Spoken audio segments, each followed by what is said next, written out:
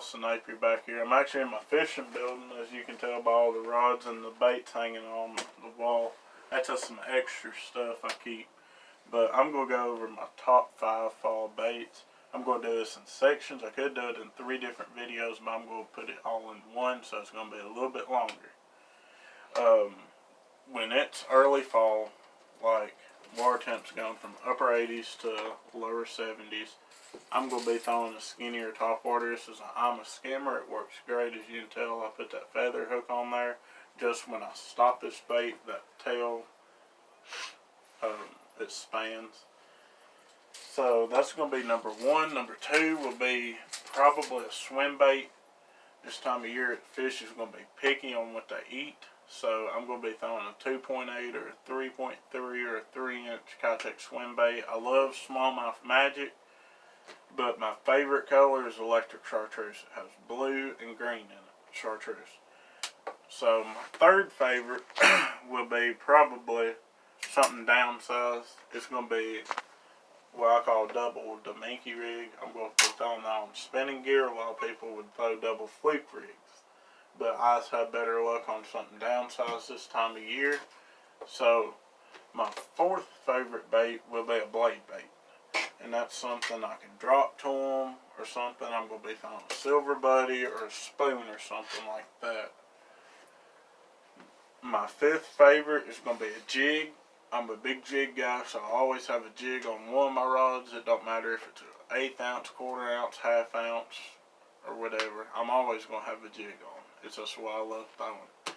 So that's going to cover the early fall when the water temp comes from the upper 80s down to about 75 or even below 75, where you start seeing some fish bust.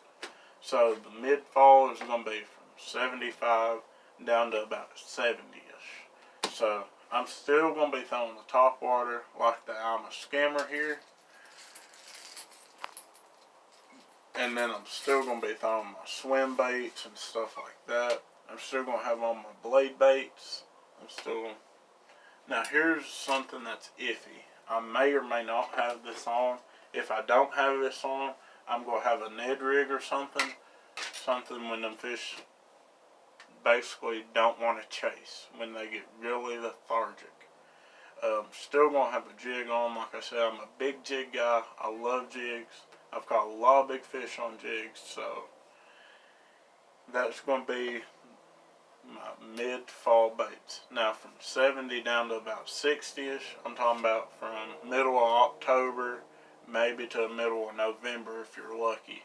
Last year I was catching fish on a spook right at the end of November.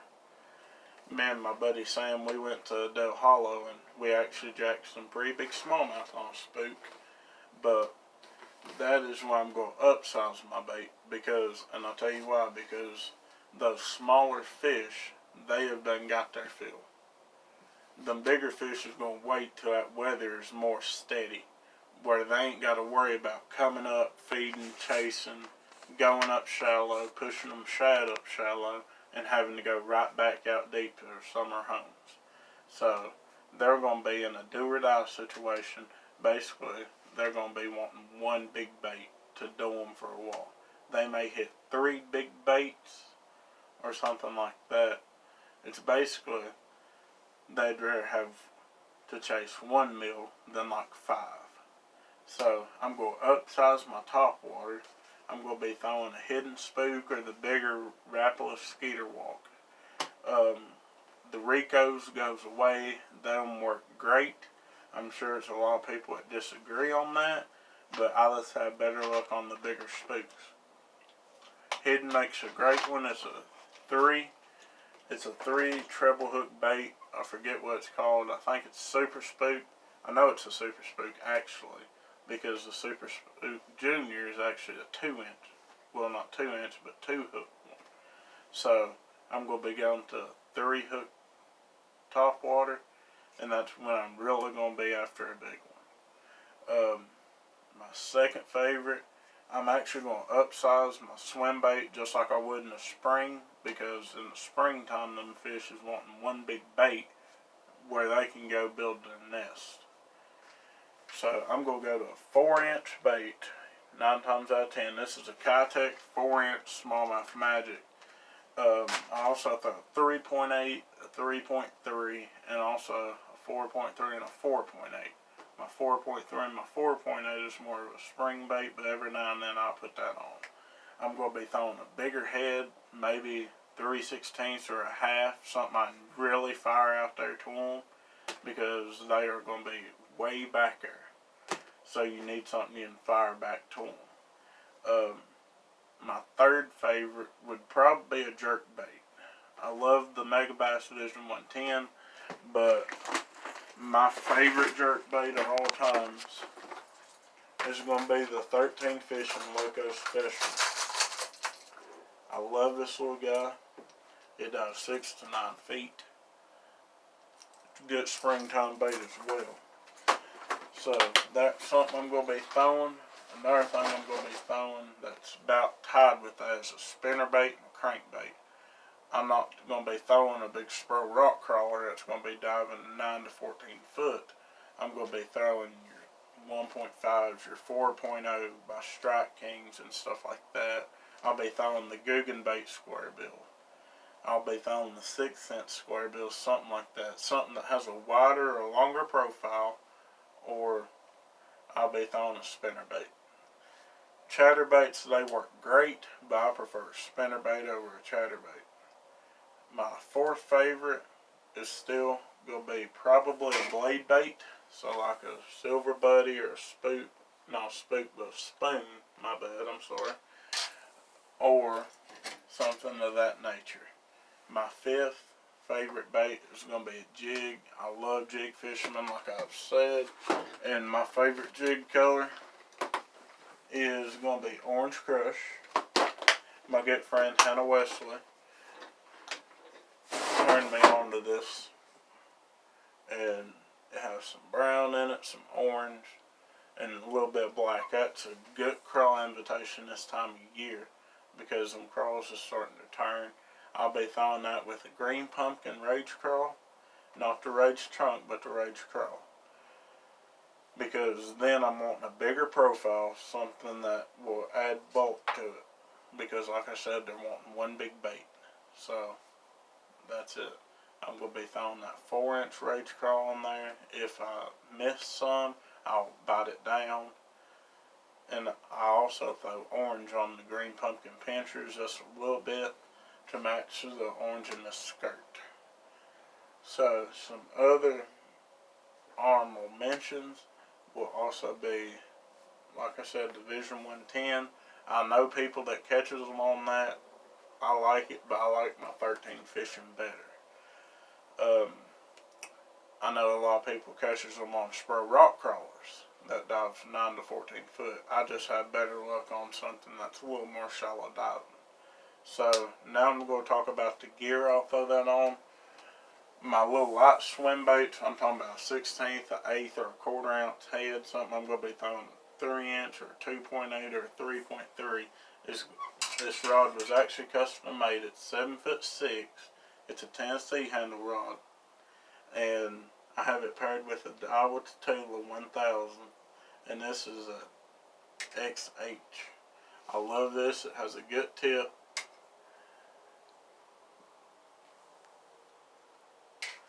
So, it's really going to let me feel the bottom and stuff. My opinion, if you can't feel the bottom, you're fishing entirely too fast. So, my little double Dominky rig, it's going to be on a Daiwa 7-foot rod. I have this with an Airdrex, and I actually have this with a Lew's Speedspin 300. Now, I did have a tattoo on here. It don't really matter.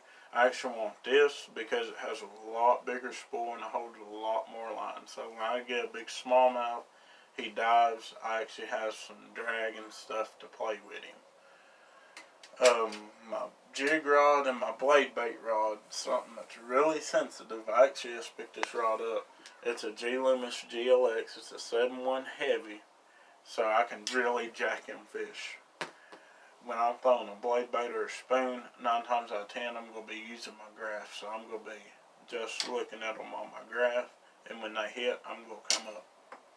I have it paired with a Shimano Chronarch MGL. This is a 8.5-to-1. Is a XG Model 150.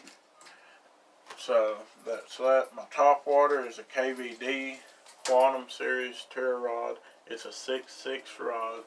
I've had this rod for a very long time. I actually have it paired with a Daiwa Tula 7.3-to-1. And this thing is just unbelievable. I've cast it with Lucky Craft jerk baits in the wind in the fall. You set this reel on 11. What I throw it on with my top waters is number 4. You really have to thumb it though to keep from backlashing it. Texas rigs will work too, crawls and stuff like that, but that's just what I find that works better for me. So thank you all for watching, and I'll try to upload, maybe I'll push for Wednesday. And my boat. Let's talk about that for a minute. I actually went out there on Sunday. I put in at Craig's Creek. I took my buddy Hunter Johnson. Some of y'all know him by Monk. Some of y'all know him by Hunter. But big shout out to that guy for going. It was nasty weather. It was kind of cool. It was rainy. So big shout out to him. Thank you, Hunter, for going with me. And we unloaded. My boat motor cranked and cranked and cranked, and it finally turned over. And I pushed the accelerator pedal, and I heard a rattle, so I cut it off, and it wouldn't start back. I actually had my starter overhauled the week before because I had a tournament on Tyner. I ended up won it. I looked out. My boat motor didn't start then because the starter went out. Got it repaired at Dave's Alternator Shop. Big shout out to that guy for hurrying up and getting it. But actually, my boat motor is blown up. So I'm probably going to get a new boat come spring or something. Spring or next winter. Because I'm going to be very picky on the one I get. I kind of like to find me an older Ranger. Like in the 80s or a 90. I'm not looking to be blowing a big bunch of money on a boat. But basically 3,000 to 4,000 is my budget. And I'm going to be very picky about the one I get. I can still fish. My dad, he has a bass tracker out there. So me and him will be fishing. I have some buddies I can go with. So I can still upload lake content. I can put pictures like a clip of fish I catch that day or whatever. I'm actually working on getting me a camera. That way you ain't watching me on a little phone screen. But that is to come.